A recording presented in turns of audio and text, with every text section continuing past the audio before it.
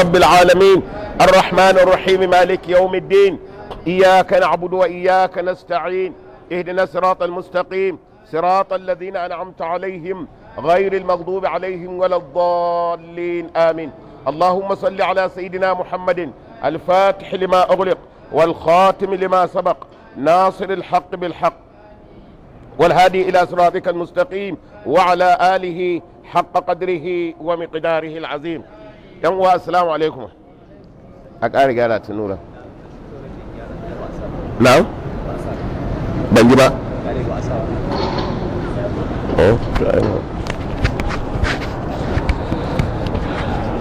شو صار wani ina ne za mu tashi? na'am iddatul mutawaffa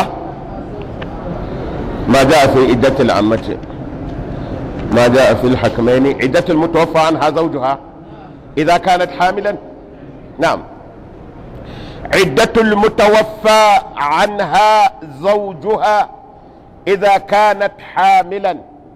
wannan babe zai bayani akan idda ta macen da mijinta ya rasu amma ya batta tana da ciki, yaya iddata za ta kasance?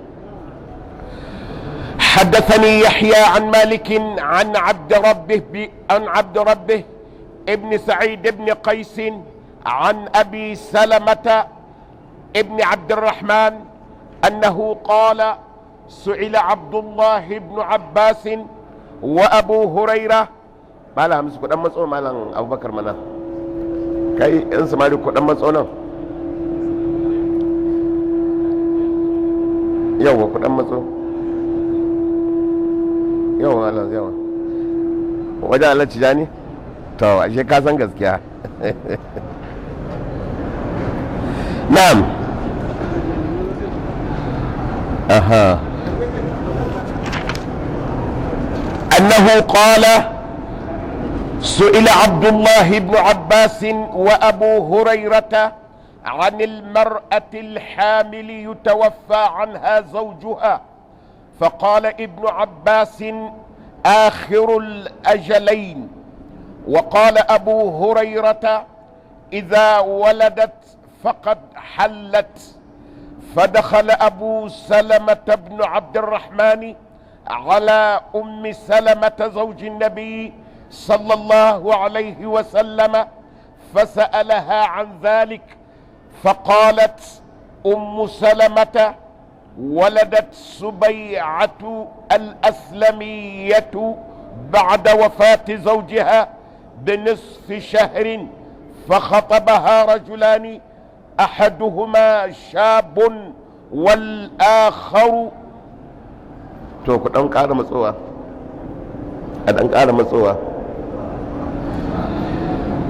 والآخر كهل فحطت إلى الشاب فقال الشيخ لم تحلي بعد وكان أهلها غيابا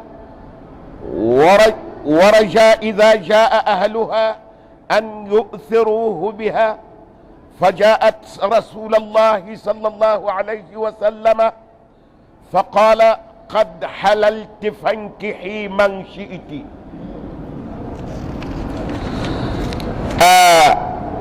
سئل حدثني يحيى عن مالك يا هذا انتدني عن مالك يا كربو دغ امام المذهبي عن عبد ربه يا كربو دغ عبد ربه سعيد بن قيس عن ابي سلمة يا كربو دغ ابي سلمة عبد الرحمن انه قال شياتي سئل عبد الله بن عباس وترانا ne ake da wata matsala sai aka tambayi sayyadi abdullahi dan abbas akan hukuncin ita wannan matsalar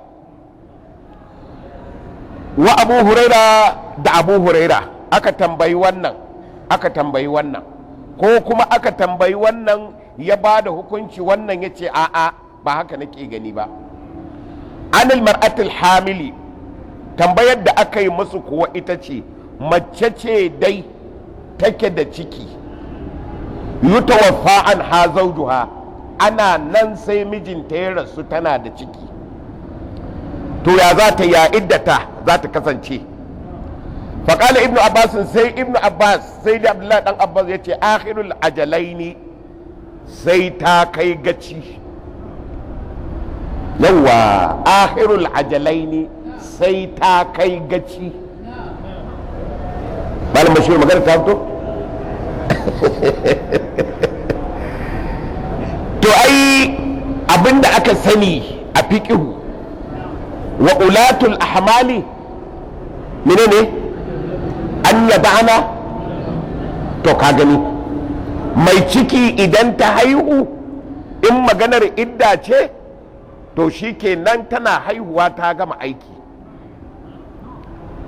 to kaga ajali na ɗaya kenan fahimtar shi sayyidi abdullahi dan abbas. na biyu wallazina yatawaffawna wa yadharuna yatarabbasna bi anfusihinna arba'ata ashhurin wa ashara. to na biyu kenan saboda haka sai ta kai gaci, ma'ana ta yi na ɗaya amma sai ta abin nan sha arba'ata ashhurin wa ashara. ya fito malam shiru. to wanda ya ce fahimtar sai da abdullahi dan abba zai ce sai ta kai gaci, ma'ana sai ta haɗa biyu. ta haihuwa gama idda ne ba ma ban da ita, sai ta yi wancan da Allah ya ce arba'ata ashhurin wa ashara. to wa qala abu huraira ya ce a'a malam sai da abdullahi idza waladat faqad hallat, in dai ta haihu ta gama komai da komai ba idda ba idda ba ta kaba. malam bukar yayi ba idda ba ta kaba. yawa idza waladat faqad hallat, in dai mace tana da ciki mijinta ya rasu ta haihu faqad hallat, mai nema ya iya zowa ya nema. to ai abin da ya sa ita kanta iddar ake yin ta ai ba don ɓata wa mace lokaci ba ne, saboda so ake yadda aka haɗu lafiya a rabu lafiya, la darara wa la dirara. kada ya zama da ɗansa a tare da ita a kai wa wani, kada ya zama da ɗansa a tare da wani ya rasa uba. to in ya zauna tun da wanda yake halittar ɗa a ciki ya san wata 4 da kwana 10 kowane irin ɗa ne alamarsa ta fito, to saboda haka yace wata 4 da kwana 10 in aka yi su to shi kenan. to wannan halat shi kenan in ta samu miji sai ta yi aure. to wannan yace fahimta sai di abu huraira, amma fa duk cikinsu babu wanda ya kawo wata hujja kwakwara, kowane daga cikinsu yana aiki ne da ijtihadi. man ijtahada fa asaba wa lahu ajrani wa man ijtahada fa akhta'a wa lahu ajrun wahid. to a wannan baban fa suke, yawa ba baban kafa hujja da abin da suka faɗa ba ne. yawa to idan waladat faqad hallat fa dakhala abu salamata, sai abu salamata ya ce to kun ga abin da za a yi, wannan abu ba na jayayya ba ne, mu ba mu kai wajen da za mu kiɗime abu ya zo mana mu rasa mafita ba, ku saurare ni zan dawo. fadakhala abu salamata, sai abu salamata ya shiga ibn abdurrahman dan abdurrahman ala ummi salamata, ɗakin ummi salamata matan manzan Allah. fasa alaha ya ce ki taimake mu ranke daɗe, wani abu ne ya faru, kinji abin da ya faru tsakanin abu huraira da abdullahi ibn abbas, wannan ya ce kaza wannan ya ce kaza, to tun daga ke ce kat. faƙalar sai da ce to kasa kunne ka ji, wata rana dai waladar subai'atul aslamiyatu akwai wata mace ana cewa da ita subai'atu al-aslamiyatu, kana jin maganar nan? yace ke kadai nake sauraro. ba da wafatu zaujaha, bayan mijinta ya rasu ne ta haihu bi nisfi shaharin da kwana 15. ina ya Allah, babu ya Allah. fa khatabaha rajulani, sai mutane biyu suka fito suna neman aurenta. kaga kenan an samu hujja da me, da haihuwa, da kuma abinda annabi ya aikata. annabi shine kaɗin kat. yawa saboda Allah ce wa ma atakumur rasulu fa khuzuhu, to kaɗin kat kenan. ita ummu salmata yanzu kat ce, tunda ta fi abu huraira, ta fi abdullahi ibn abbas. to kaɗin kat annabi ta kawo hujja da abin da annabi ya yi. to faka tsada hara julani, ina ya Allah, babu ya Allah. ta tsarkaka, ta gama idda, ba ita ba wancan, ba shi ba ita. sai mutane biyu suka fito suna neman aurenta. shabun, ɗayan dai saurayi ne, bai taɓa aure ba. wal'akharu, ɗayan kuwa kahalun, gwarzo ne, ya ɗan rankwafa. ya ɗan rankwafa.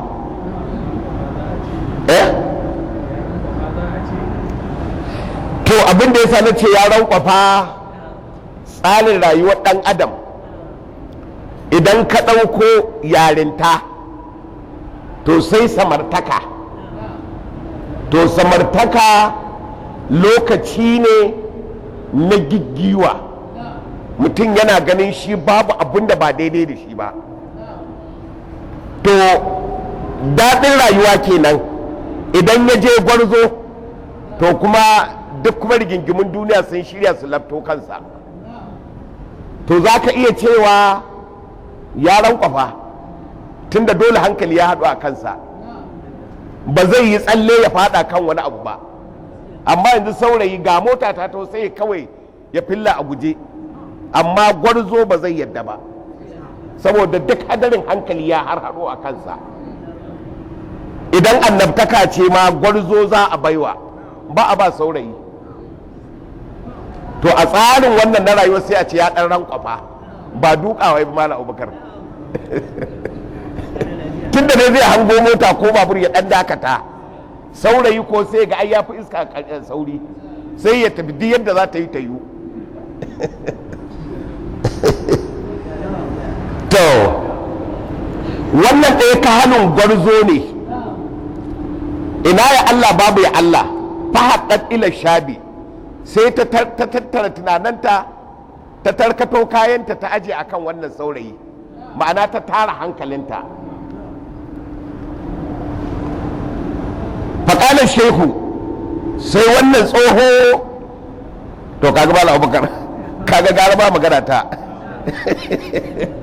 ni na ce yaran kwafa, to kaga wannan sai ce ƙalar shehu, kaga ya ce wanda yadda ya duka. faƙalar shehu, wannan gwarzon sai ya ce lamta hille, ce oh aikin banza, ai duk shirme ke, aure ba zai yi ba yanzu, ba za ki auru ba tunda baki gama idda ba. shi yana ganin ya samu wata makama. lamta hilli ba'du, duk shirme kike, soyayya banza yake, kin tara hankali a wajensa, auren ba zai yi ba yanzu. wa kana ahluha guyyaban, yan uwanta ba sa nan. waraja sai shi wannan tsohon ya dinga sa ran cewa ahluha an yi usiruhu biha.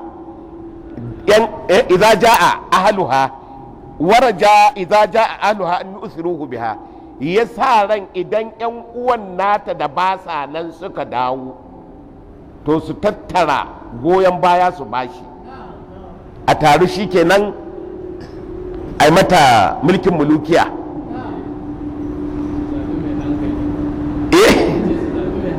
yawa a nasa tunani, ta zaɓi mai hankali. yawa ba abubakar ya koyi daidai. to da ta ji ana neman ai mata wannan karfa-karfan, nan da nan faja'ar rasulullahi sallallahu alaihi wasallam sai ta tashi ta zo wajen manzon Allah, sai ta gaya manzo Allah duk abin da ake ciki.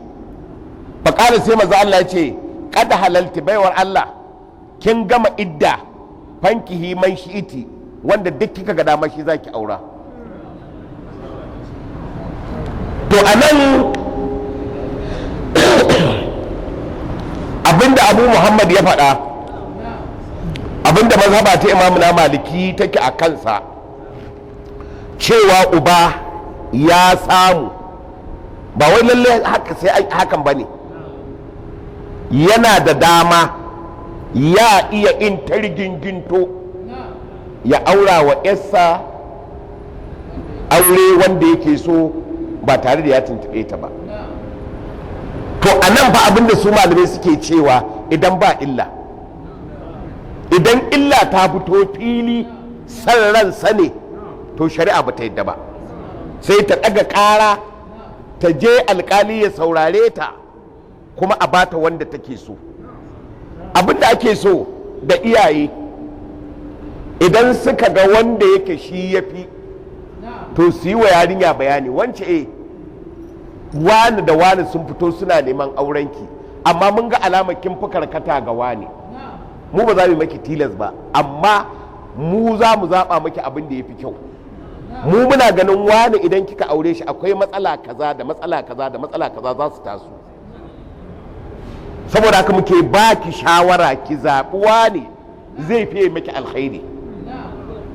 Idan ta botsare ta ce ta kiya, a aura mata wanda take so. Saboda ni, saboda ba haƙƙin uba bane ya aura wa ya wanda yake so, amma haƙƙi ne tabbatacce ga ya a aura mata wanda take so. Wannan dai a iya yi, kaga ba haƙƙin uba bane kenan, amma wannan haƙƙin ya ne ta ce wane nake so, shi kenan da shi za a yi. Me yasa shari'a ta ce da shi za a yi? Saboda ita za ta yi zama. To wannan shi ne magana ta biyu a nan, maganar auren saurayi ya auri wacce take ba budurwa ba. To su mutane abin da yasa suke kyamar haka, dalilai ne guda biyu. Dalili na farko, idan mutum saurayi ne ya auri budurwa, to tare za su tasa, in rigimar ce za ta yi a yi rigimar a zo a daidaita. Saboda me, an yadda kowa bai da hankali,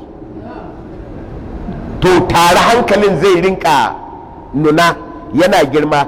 Ran da hankalin ya zo wa kowane, to sai su yi rigimar su gama ba wanda zai je. Na farko kenan. Na biyu, wajen zamantakewar ma ta auren, yadda suka saba suka tasa haka za su tashi babu matsala. Amma idan ya zama ita ta taɓa yin aure, to ba a san daga ina take ba, ba a sanya aka saba mata ba, shi wancan ba a sanya yake ba, to ta yi da an zo a samu karan badar, abu a ƙi daidaitawa. Na ƙarshe, auren budurwa wajen saurayi to ya fi yalwatawa, saboda shi saurayi ya fi sakin jiki ga wacce take budurwa ce, ita ma ta fi sakin jiki da shi. Amma idan ɗaya girmi ɗaya, to dole za a samu wani nau'i na shayi ko jin nauyi ko kuma rashin sakin jiki. To wannan shine hujjar da manzo Allah sallallahu alaihi ya bayar, halakanar bikiran. Yawwa, to amma ba wai cewa bai halitta bane. Mutum ya ga zai yi, ya iya yi. Yawwa, na malam gadar. Na'am.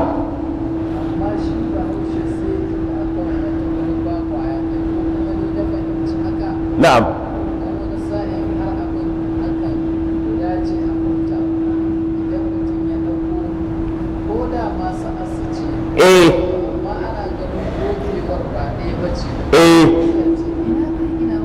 ta ai ka gani ai magana kenan an mala bukadir ai magana kenan dai mala bakar ai magana kenan dai ina kai ina wanci to ban faɗa ba ina kai ina wanci to ka gani amma idan budurwa ce tare za a tasa ko ma ya ake haka za a saba ni da abin da nake san za ka ce malam abdulkadir shi bahaushe al'adarsa yana ganin idan saurayi ya auri bazawara to shine ƙarshen kasawa yawa wannan bahaushe yana da wannan duban cewa idan saurayi ya auri bazawara to wannan ya nuna ya kasa bayi da gata abin ya zama ya a kame yake a hannu yake yawwa kamar ɗani a auri baiwa ƙwarai kuwa ni zato ne wannan ma za ka faɗa to wannan ai ina san ya ɗan fito dai ko to sai mu je na gaba وحدثني عن مالك عن نافع عن عبد الله بن عمر أنه سئل عن المرأة يتوفى عنها زوجها وهي حامل فقال عبد الله بن عمر إذا وضعت حملها فقد حلت فأخبره رجل من الأنصار كان عنده أن عمر بن الخطاب قال ولو وضعت وزوجها على سريره لم يدفن بعد لحلت لا ولا بقر تو أكرتم باي نعم نعم آخرها أجلين نعم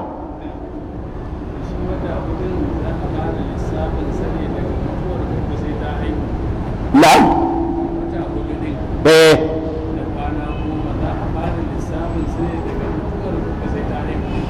to idan aka tafi akan magana sai dai Abdullahi dan Abbas to ai da yake na yi bayanin cewa dukkan su dai da shi da Abu Huraira a lokacin sunansu mujtahidai tunda ba su da nassin da suka dogara a kansa to saboda haka sai a ce daga mutuwarsa za a soma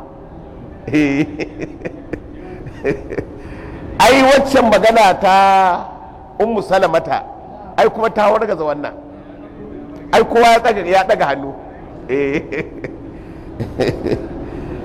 kowa ya daga hannu وحدثني عن مالك يا زنتدين عن مالك يا كربو daga imam al-mazhabi an nafi ya karbo daga nafi'u an abdullah ibn umar ya karbo daga sayyidi abdullah dan umar annahu su'ila an tambaye shi anil mar'ata akan mace yutawaffa an ha zawjuha wacce mijinta zai zama ya rasu wa hiya hamilun tana da ciki fa qala abdullah ibn umar sai sayyidi abdullah dan umar yace idza wada'at hamlaha idan mace ta haihu faqad hallat ta halatta ga wasu maza masu aure ta kaga wannan shine ablagu akan a ce ta gama idda yawwa wasu maza faqad halat wasu ma sa iya neman aurenta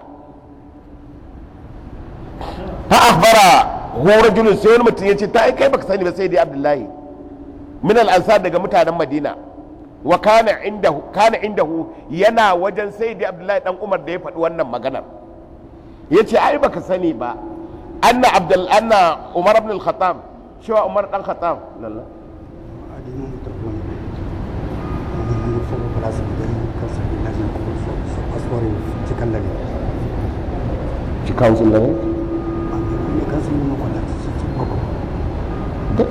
ci birom laa ko bàyyi di ci loxom laa ko bàyyi ci birom laa ko bàyyi ci birom laa ko bàyyi nga ne ko ci birom laa ko bàyyi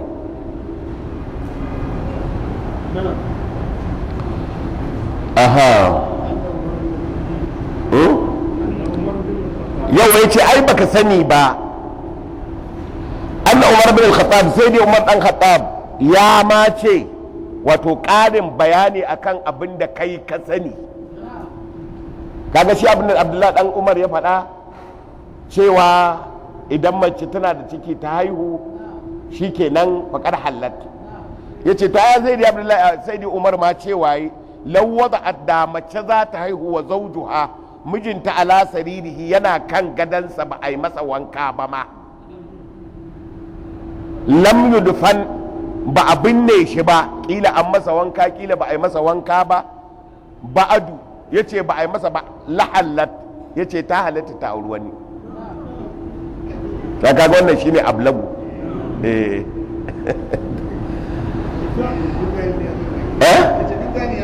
to ka gani.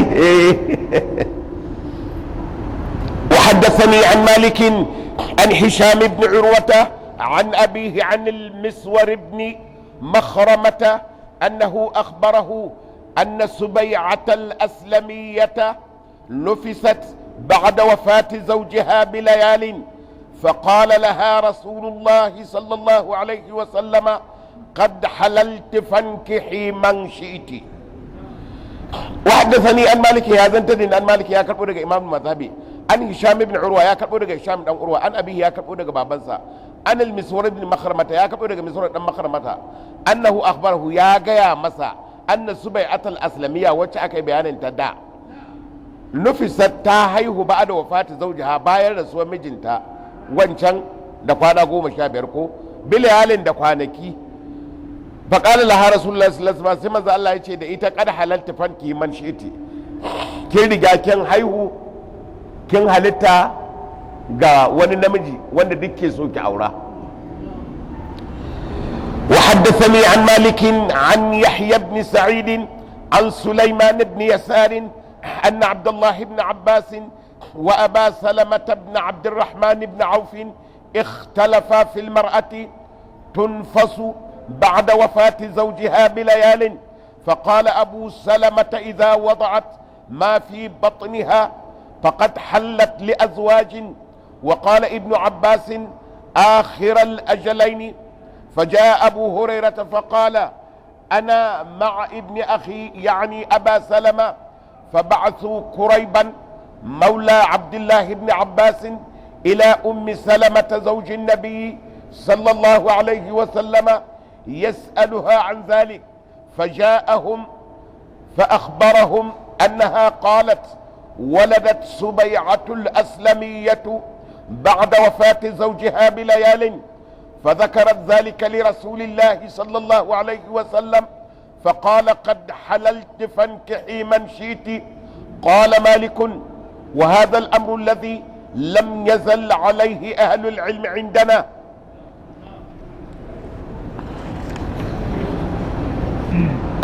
وحدثني عن مالك يا بنتدن عن مالك يا كبير إمام المذهبي أن يحيى بن سعيد يا كبير يحيى بن سعيد أن سليمان بن يسار يا كبير سليمان بن يسار أن عبد الله بن عباس شو سيدي عبد الله بن عباس وأبا سلمة بن عبد الرحمن بن أوفي اختلفا sun samu sun ƙara wa juna fahimta. al-ikhtilafu yakhtalifu anil khilafi. yawa al-ikhtilafu shine ƙara wa juna sani, al-khilafu ko shine rigima. yawa saboda irin yadda harshen larabci yake da yalwa, shi yasa manzo Allah ya ce ikhtilafu ummati rahma. ai kaga yanzu a ce rigimar al'umma ta rahama ce, ai kaga ba a faɗi haka ba. to ko kuma sabanin al'umma ta rahama ne, to wannan ba zai yiwu ba, sai an yi bayani.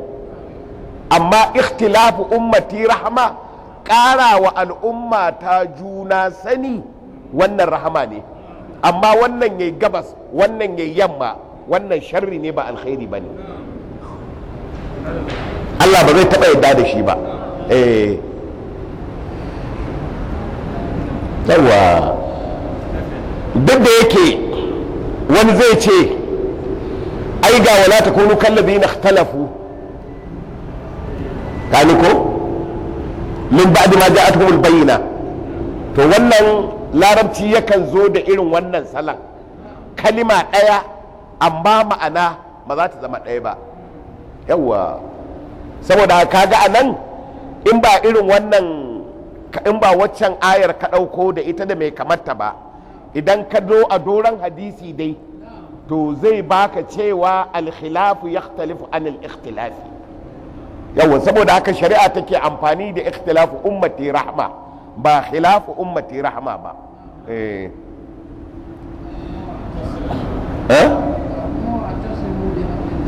wa tasimu bi hablillahi jami'an wala tafarraqu. To haka ne, amma uslubin kalmar ne nake magana ko ta ikhtalafa khalafa, to anan ne za a iya samun dan bambanci ko ba zunzurutun haɗin kan ko rashin haɗin kan ba, yadda za a fahimci wannan daga wannan. na'am, to sai wanne yawa ikhtalafa sun ƙara wa junansu sani filmar ati a cikin mace tunufasu wacce za ta zama ta haihu ba da wafata zaujiha bayan mijinta ya rasu. To amma anan mu kula da wani abu, ba a saɓani sai akan abin da ba a da nassi a kansa, kamar yadda ba a ijtihadi sai akan abin da ba a da nassi a kansa. Amma idan akwai nassi babu maganar ijtihadi, idan akwai nassi babu maganar saɓani, sai dai a ce an yadda ko an kiya. Yawwa ta yanzu a ƙarabu shahidin ai kaga sayyidi Abdullahi dan Abbas da sayyidi Abu Huraira ai kaga sun ƙara wa junansu sani, tunda kafin a samu wannan bayanin na Ummu Salamata duk wanda kai ɗauki aiki da abin da ya faɗa kai daidai. Ashabi kan nujumi bi ayyihim ihtadaytum saboda ba za su yi aiki da ka ba, duk abin da za su yi za su samu abin da suka dogara da shi daga Allah ko daga annabi. To saboda kaga ba dan da aka samu na daga annabi kai tsaye ba, sai a ce duk wanda kai aiki da shi yayi. Amma kuma idan za ka bai wa abin da suka yi daraja, za ka ba shi grade level, sai ka ce wannan abin sunansa ijtihadi ba nasi ba ne. Wanne ne nasi da ya shafi wannan ijtihadin? Faɗar hujjar da sayyidatina Ummu Salamata ta bayar, saboda me yafi ƙarfin nasu, saboda ta kawo abin da annabi yayi. Yawwa to shine yawa inji mai goron faila, idan nasi sayiri idan ya samu an karika to nasi sarihi idan ya samu an karika wa ke tsaya ijtihadi dan bida aniya, dan saboda tsabagen niyya ga nasi sarihi ka tsaya zaka ce kai ijtihadi, ai wahalla ka ya zama wahalla kai ba himma ba. to kaji sha'anin almajirai shi ko kaji wato usulu zunzurutu a cikin abin nan goron faila. Na'am, sai wanne ne shi yasa Malam Abubakar ita wannan ɗariƙa ta Tijjaniya sunanta ɗariƙar karatu da malamai, ɗariƙa ce ta malamai kuma ɗariƙa ce ta karatu. Duk ɗan ɗariƙan da baya kula da karatu to wato ka san misalin abin da yake sha a ɗariƙa, kamar misalin irin ruwan nan ne na bakin wanda ake turowa, wanda idan jakai za su yi fitsari da yara da waye to a nan sai a ɗan turo ruwan rabi fitsari rabi waye, amma wanda ya shiga tsakiya ai shi zai sha ruwa fiwa. To wanda yake da ilimi shine yake sane da mecece ɗariƙa.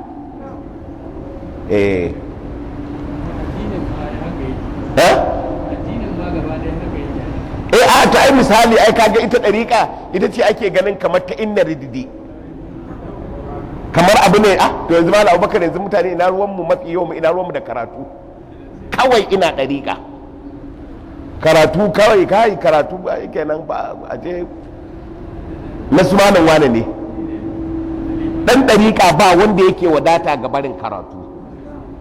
Idan ko dan ɗariƙa yayi nisa da karatu to sai yadda Allah ya da shi.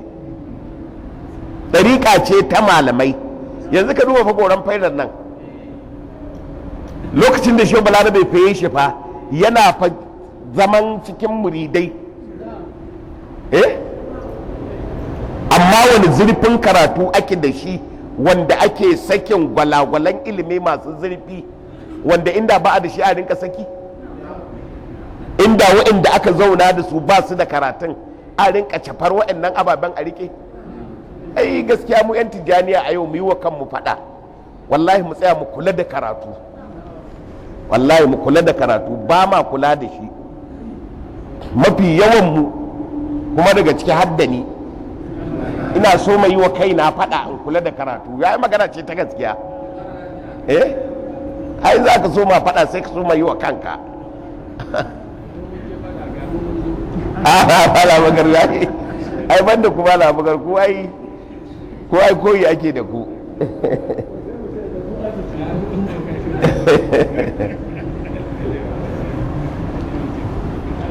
ai ina mutane wanda suka zo nan jiya sun saki hirar da muka yi da su, an sake ta jiya. To a ciki ne nake faɗa cewa Shehu Ibrahim bai so fita ba sai da ya gama karatu, bai so fitowa ba sai da ya gama da duk karatu. Idan Shehu Ibrahim zai tafiya duk inda za a yi a duniya yana tafiya ne da cazbinsa da kwafin alkur'ani na takara da alƙalaminsa da takaddu na rubutun yaban manzan Allah. Duk inda zai je jakarsa su kenan, amma duk abin da musulunci yake bukata sai dai bai sauka gurin ba. Idan talifi ne a nan za a yi a bayar, idan fatawa ce a nan za a ansa ta, idan muhadara ce a nan za a yi ta, idan huduba ce a nan za a yi ta, ko ma menene a nan za a yi shi. Kuma Imam Hassan yake cewa Shehu Ibrahim hirar sama ilimi ce, hira ka zauna ana hira da shehu, to ba wai hira ce kawai ta ai dariya a more ba, a ilimi ce. Gaga inda ba a kula da karatun ba yaya. Akwai littafi wannan na fatawa na malikiya na wani sharishi, ni a ran nan ne ma da Imam Hassan yake faɗar maganar najil sunan littafin, amma yanzu na same shi. Wata matsala ce aka aiko da tambaya daga Gambia. Shehu Ibrahim yana kan gado ya ce duba Hassan kwaban nan, ka duba littafin can duk da yake dai ka duba juzi'i na 4, amma rabon da in duba littafin wajen shekara 40, amma ka duba juzi'i na kaza a nan za ka ga maganar. To yaya? Kuma ya ce duk littattafan da ubansa ya bari ya dube su. Mu ji wannan magana, duk littattafan da babansa ya bari ya dube su, kuma duk littattafan da ya saya ya dube su. Barhamu Job yake cewa tsarin sayan littafin shehu sai ni da ake tafiya da ni, in ya je bookshop wajen sayan littafi ya zauna cewa yake da mai bookshop din, malam wane duk abin da kake da shi nasu tattaro ka kawo. Ya fata magana ta fito. Abinda Imamu Suyuɗi yake da shi a wajen ka tattaro kawo man. Imamu Ghazali abinda yake da shi tattaro kawo man. Wani abinda yake da shi tattaro kawo man. Kuma shehu baya ta yi littafi, abinda mai littafin ya faɗa shi zai bayar. Duk littafin da shehu ya siyasa ya dube shi, ba irin mu ba yanzu da ake ajiye littattafai kawai don decoration. To don decoration mana sai wajen da za a sadu da baki sai a zo a jera su, wani bi ko gogewa ma ba a yi, duk su kura kana kallo kasancewa ba dubawa ake ba. tsoho Ahmadu Cham yake cewa in ka shiga ɗakin malami kaga tsaf to kyale shi kawai, baccinsa yake. amma ɗakin malami ka shiga kaga nan hargitsai, nan birkitai, nan tilin littattafai, nan waye, nan to wannan shine mai bahasi. Shehu Usman dan Fodiyo idan yana son yi wa Muhammad Bello wa'azi na a kula da karatu sai ce Muhammad Bello ka kai ka dibo min Modibbo. Shehu Abdullahi Gwandu kenan zai dan matso. to idan ya je Gwandu ya shiga ɗakin Shehu Abdullahi Gwandu, dama littattafai ne an bubbuɗe, wasu suna nan tsitsibe. Dama in ya je haka zai same shi, in yayi sallama ya ansa masa to sai ya yi wajen awa ɗaya bai sake saurararsa ba, kawai nazari yake. Can bayan awa 2 da rabi ya ce Bello ya kabbaro Modibbo shina lahiya, shi Allah taimake ka lafiya, kuma sai an sake wajen awa 4 ko 5 bai saurare shi ba, ya aje wannan ya ɗauko wannan ya juyi wannan ya yi wannan ya yi wannan har ya gaji da zama. Ya ce to Modibbo zan koma gida, ce to ka gaisan min shi. to in aka dawo an masa sabis, shi Muhammad Bello ai an mai sabis in an yaga wannan ya ga abin da ya gani, in ya dawo an mai sabis an mai garan bawul, ba sai Shehu Usman dan Fodiyo ya ce da shi ka kula da kanka ba. to haka ɗariƙar Tijjaniya take, ɗariƙa ce ta malamai ta ilimi. Yanzu Shehu Ibrahim da ya zo nan me yasa ya karɓu? Ai saboda ya zo da ilimi, masu ilimi sun ji ilimi kuma sun ga ilimi, sun ga wanda ya fi su ilimi, sun ga wanda zai ƙara su a ilimi. Ai saurara Shehu Ibrahim da aka yi ba wai da ka bane, ba wani rufa ido aka yi wa mutane ba, abu ne a fili. To amma a gaskiya kamata mu yi kanmu faɗa, wallahi mu rinka kula da karatu, tilas sai da shi. Abubuwa sun mana yawa, amma Hausa sun ce a cikin ido ake yin tsawuriya, dole haƙura. Kuma Hausa suna cewa duk wanda ya ce sai ya samu dama zai yi karatu, to karatu da hagu ake yin sa, ba yin sa da dama. Sai sabanin dama kaga hagu kenan. To mu ci gaba da karatu dai kada to sai wanne ne salamata a gyara shi malam. Abu ne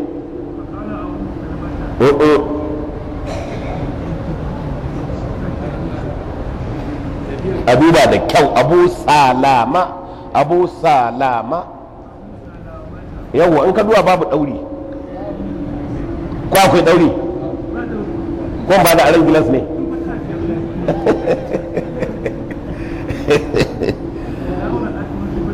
ai mala Abubakar yana birge ni, wato abin da ya zama Abubakar yake birge, koya ya ji wasaliya abin da sai magana. To ai wannan shine haka ake so. Ni saboda na saba da ja da kaina, shi yasa ba a ja, to shi yasa to ni na fi jin daɗin haka saboda na fi koyo. Na?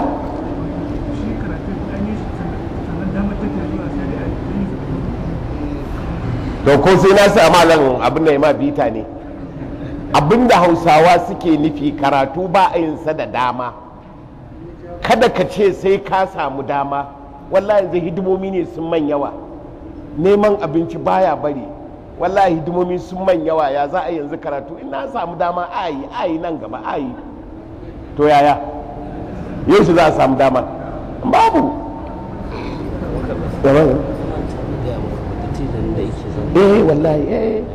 Wallahi ya rasu malam da an ga sun gaya ma in gaya Zakiru kare da gaskiya, ka san gidan su ne in ga kun gaisuwa to ya kamata a shirya kai tunani da kamata a shirya da Allah kai tunani da Allah dattijan mai zama kusa da malam abdulkadir shine Allah ya masa rasuwa walla wani dattijo nan wani baki mai zama kusa da malam abdulkadir kullum za ga yana tare da malam abdulkadir wallahi shine Allah ya mai rasuwa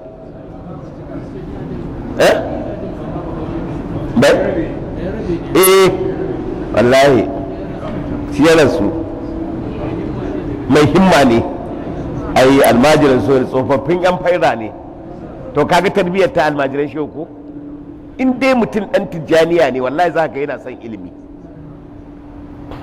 kuma mu yan tijjaniya so muke duk dan tijjaniya ya zama yana da ilimi a ba ilimi ya ce sai wani ba sai wani a duk dan tijjaniya ya tashi ya zama mai ilimi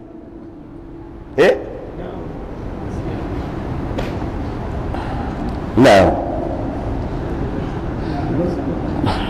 fakara ba aha na dan kau da gani ne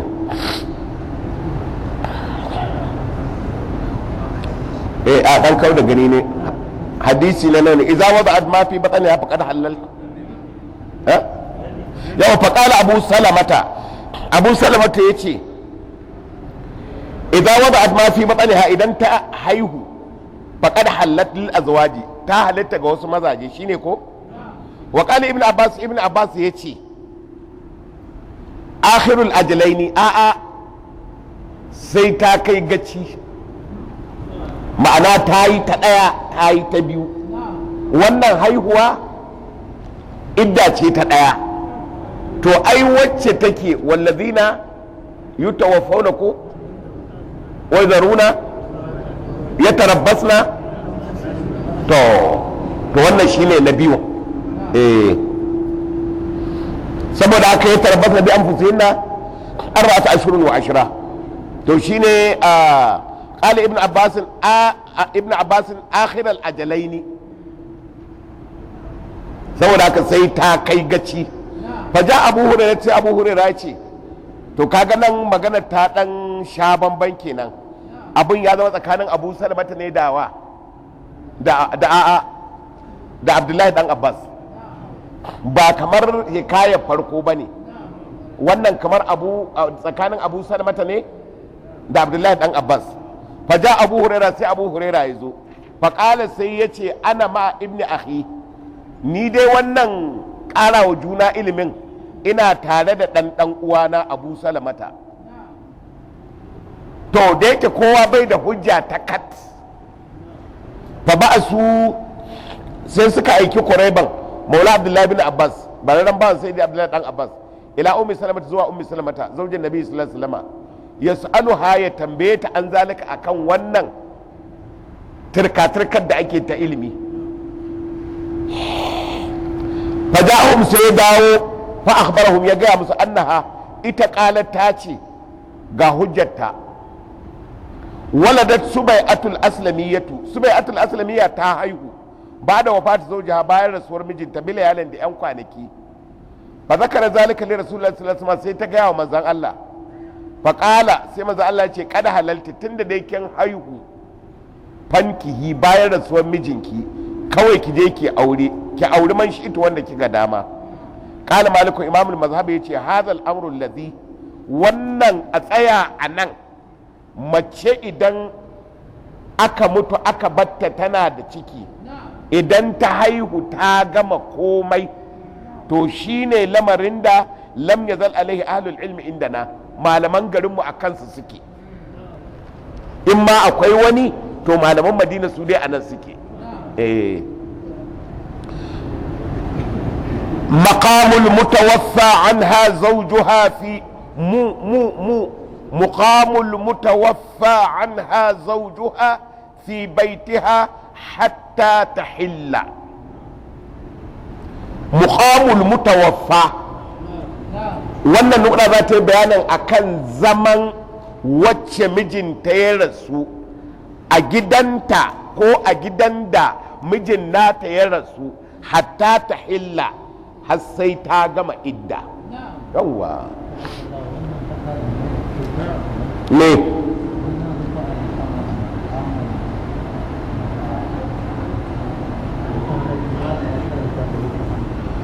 to me ya samu kuma labukazin fata ya sa to ai ina ganin duk a iya faɗa larabci yana da irin wannan lugar sai kai sun ce lugata ne wani bi ma har a samu salasu lugatin a sa wasali sama a sa wasali ƙasa a sa rufu'a to saboda haka wannan a iya cewa makamu din amma muƙamu ni ina ganin ya fi daidai saboda muƙamu wato kamar suna ne na abin da za a yi muƙamu almutawaffa anha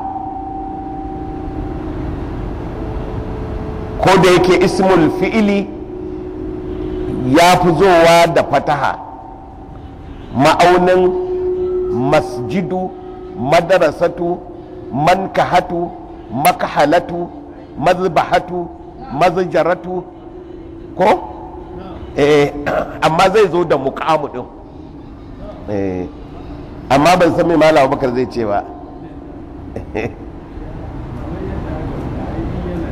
yawa na'am na'am shine ismul fi'ili yawa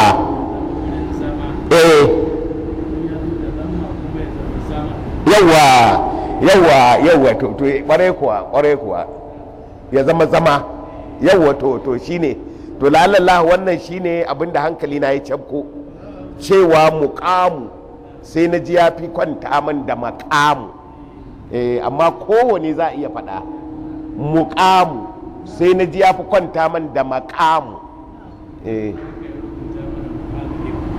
mu ko yawa to ni nan ba wasalin ma ni ana ba wasali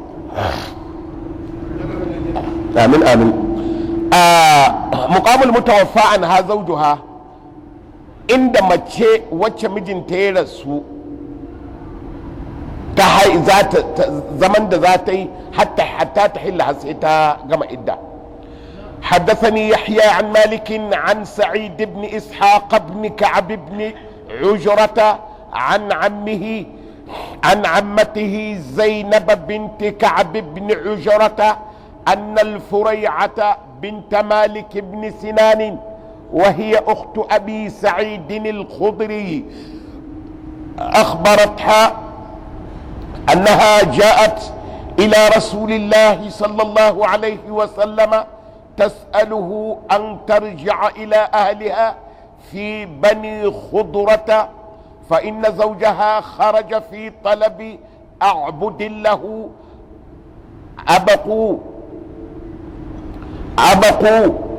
حتى إذا كانوا بطرف القدوم لهقهم فقتلوه. قالت فسألت رسول الله صلى الله عليه وسلم أن أرجع إلى أهلي في بني خضرة فإن زوجي لم يتركني في مسكن يملكه ولا نفقة. قالت فقال رسول الله صلى الله عليه وسلم نعم. قالت فانصرفت حتى إذا كنت في الحجرة ناداني رسول الله صلى الله عليه وسلم أو أمر بي فنوديت له فقال كيف قلت؟ فرددت عليه القصة التي ذكرت له من شأن زوجي فقال امكثي في بيتك حتى يبلغ الكتاب أجله. قالت فاعتددت فيه 4 أشهر وعشرا. قالت فلما كان عثمان بن عفان أرسل إلي فسألني عن ذلك فأخبرته فأتبعه وقضى به. bambancin wannan karatun da na da shi Abdullahi ibn Abbasin abinda ya ebe shi shine ainihin abinda ya ebi Abu Huraira cewa ai idan mace mijinta ya rasu to akwai maganar idda to kuma idan ainihin mutum ya rabu da matarsa akwai maganar idda domin a cikin su mutawwalatu din sun kawo cewa abin da ya ebi kowannensu har ya kafa hujja da maganarsa. To amma dai duka abin da nake so zan yi magana abin da wannan nukudar take bayani a kai shine gaba ɗayan wancan maganar an tattara ta an aji. Waccan mace ce take da ciki ta haihu bayan mijinta ya rasu, to ba wannan ake magana ba, ana magana akan mace idan aka sake ta a ina ne za ta yi idda kawai shi kenan. yawwa حدثني يحيى بن تدني عن مالك يا كربو daga imam al-mazhabi an sa'id ibn ishaq ya karbo daga sa'id dan ishaq dan ka'ab bin ujrata an ammati ya karbo daga yar uwar babansa zainab binti ka'ab zainab yar ka'ab yar ujrata tace annal furai'a binta malikin yar maliku bin sinanin mashhurin sahabin nan maliku bin sinan ko shine wanda ake cewa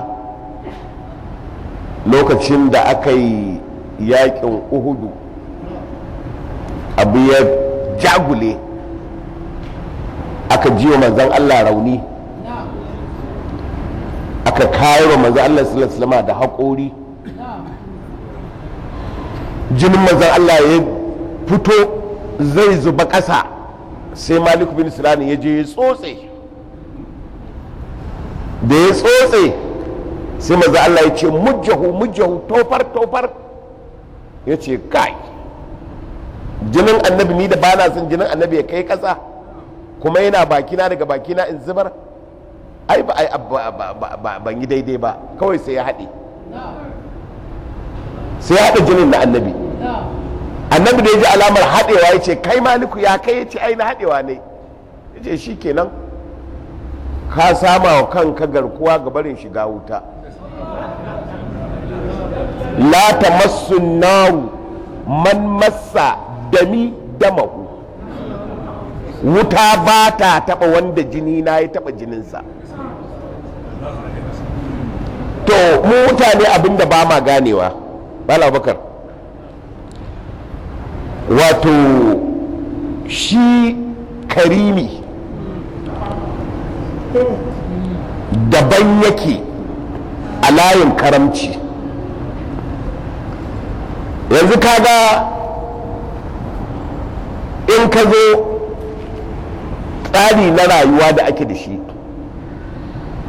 albashi a gwamnati sai an yi biye-biye, sai an yi tsare-tsare. kana mutum ya zo ya ɗauki albashi sai ya kwana 30 yana aiki. To amma wannan ai layi ne na 'yan aiki, layi ne na aiki, lalle akwai shi, amma kuma sai a ce gwamnati ba ta da wani kuɗi sai na 'yan albashi. To gwamnati kenan balantana Allah, sai a ce Allah ba ya da wani layi na karamci wanda zai wa wasu bayinsa masu girma waɗanda suke buƙatar karamcinsa. To idan mutum ya fahimci wannan zai gane duk abin da za a faɗa na fadala cewa wanda ya yi kaza Allah zai masa kaza, ba layi ne fa ba na ainihin albashi. ba layi ne na 'yan kwadago ba. Allah ma yana da 'yan kwadagon. Man ja abil hasan falahu ashru amsalha, ba wannan layin ba ne. Yawwa, su bayin Allah suna kan layi ne na fadala. To wannan layin fadala in mutum ya fahimce shi ta nan, to zai san nan ma akwai shi. In ya ga dama yana bukata ya shiga shikenan, in baya bukata ba lalle ba ne. Na fata maganar nan ta fito. Yawwa yawwa, kuma ai babu ɗan ɗariƙar da zai ce zubar da farilla ka kama ɗariƙa. akwai wanda zai faɗa haka? Kaga ba a ce da kai zubar da farilla ba ka kama ɗariƙa, saboda tafi lagwada. Ɗariƙa tana da lagwada, tana da romo, amma sai ka riƙe farilla. Idan babu ƙasar, idan babu mulkin, shi wanda zai alfarmar. Ba idan baka ibada ba ka zama bawan Allah ba, ai ba kai ba Allah, in ma dai ba kai ko ba shi, in ma ko ba kai ko ba shi, in dai baka ibada. In kuma kana ibada ne akwai ka akwai shi, to nan ne abinda duk zai yi sai yi. Amma in ba ibada, in ma ba ka in ma ba shi, to ina za a samu kuma wata farala? To a nan kaga wato shi Malik bin Sinan, kaga duk wannan kataliya da ake yi ta tsaye da musulunci da zuwa jihadi da duk mai ake nema. To gashi an samu abinda ba kowa yake da tabbas din zai same shi ba, akan wani abu dan mitsitsi da yayi na darantawa. Maganar nan ta fito? To shi yasa su malamai suke cewa ma wasala man wasala illa bil hurmati, wa ma sakada man sakada illa bi tarkil hurmati. Wannan shine abin da su malamai suka tafi akai, saboda kuwa ire-iren wannan abin da abu dan kaɗan sai ka samu wani irin jibgin abu a wajen Allah dan kaɗan. To suka duba dai wannan haɗewa yayi saboda girma annabi ne, ya tsotsa jinin da zai zuba na annabi, ya ga cewa kai ba a zubar ba, ya haɗe. Manzo Allah ya ce shikenan ba kai ba wuta, kuma ta tabbatar. To ya zaka je? To wannan shine Malik bin Sinan. Wa hiya ukhtu Abi Sa'id al-Khudri, akhbaratha, ta gaya mata annaha ja'at ila Rasulullah sallallahu alaihi wasallam, ta zo wajen manzo Allah sallallahu alaihi wasallam, tasaluhu, tana tambayarsa an tarji'a ila ahliha, tana so za ta koma wa 'yan gidansu fi bani khudurata, a bani khudurata, fa inna zawjaha, mijinta kharaja, ya fito ne, ma'ana dalilin mutuwarsa take son ta faɗa. Mijinta ne ya fito fi talabi a abudin, a cikin neman wasu bayi, lahu nasa, abaku, shin bayin Allah nan suna da rai ko ba su da rai?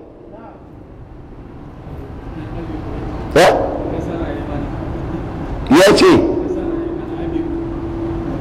to abiku, ya yi abiku da suka gudu, abiku da suka gudu. Ni ba ta yi mana, fata yi man duk yadda ya zai karantu. In ka ce abiku, abiku sun gudu, al'abdul abiku bawan da ya gudu, ko kuma luga biyu ce, abika a ce abika ko kuma abaku, duk zai iya zama luga biyu. Amma an ka ce a baku, shi ma zai baka ma'ana. Suna da lafiya kuwa tsuwa ne, ai ka ko da wasu ana faɗa hakuwa, ka aiki yaro sai ka ji shuru, ai za ka ce wane kuwa lafiya, to daga lafiya sai mi sai bin sawu, to shi ne. To duk yadda aka yi guda ukun nan, lugan nan uku duk ta yi. Abiku sun gudu, wato ana da tabbas ɗin cewa zakara ya ba su sa'a. Abakau a wannan hamza ta zama ta istifhami, suna ko lafiya, suna da rai ko kuma wata musiba ce ta halaka su.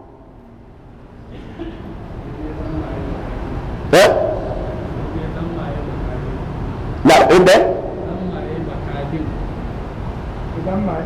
abaku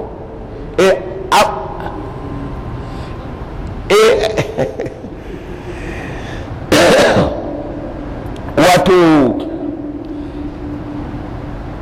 a baku misali abaku idan ka ɗauka abaku sai zama lugace ta abika ya ba'aku ko abika ya abaku ko yawa ya gudu yana gudu aba ko sun gudu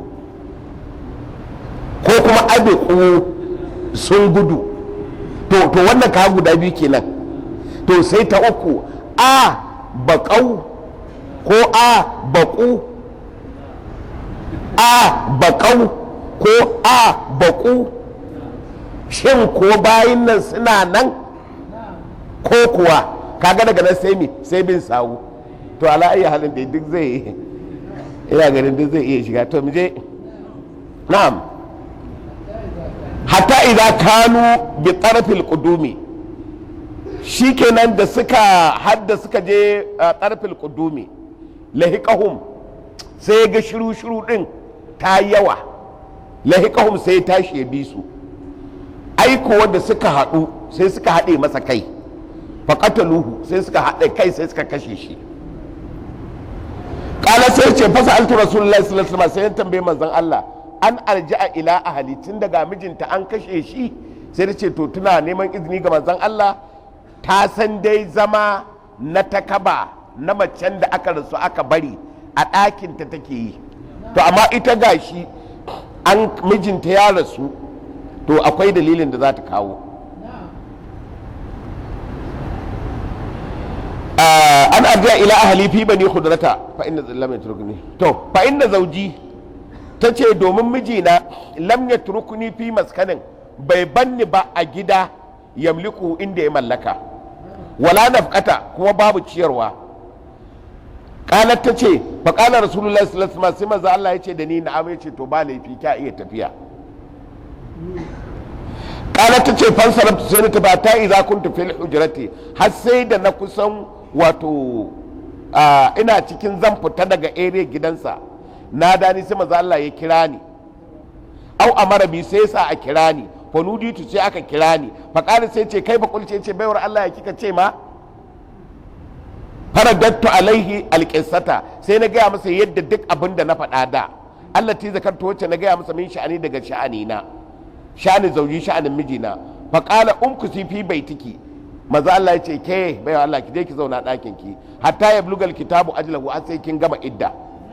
Kala ta ce fa'atadattu sai na yi idda fihi a cikin ɗakin nawa 14 wata 4 da kwana 10. Kala ta ce falan ma kana Usman ibn Affana, yayin da sai ni Usman Affana ya zama amiri, ya zama shugaban musulmi, arsala ilayya sai hukunci irin wannan ya kama shi, ya rasa yadda zai warware shi da jama'a sa gaba daya.